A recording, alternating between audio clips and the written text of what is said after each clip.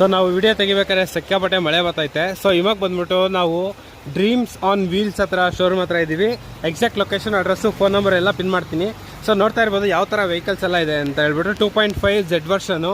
So Scorpio ಹುಡ್ಕೋರಿಗೆ Scorpio ಇದೆ, ಹೋಂಡಾ jazz ಕೂಡ ಇದೆ. ನೋಡ್ತಾ ಇರ್ಬೋದು ಪೋಲೋ ಟಾಪ್ ಆ್ಯಂಡ್ GT ಕೂಡ ಇದೆ.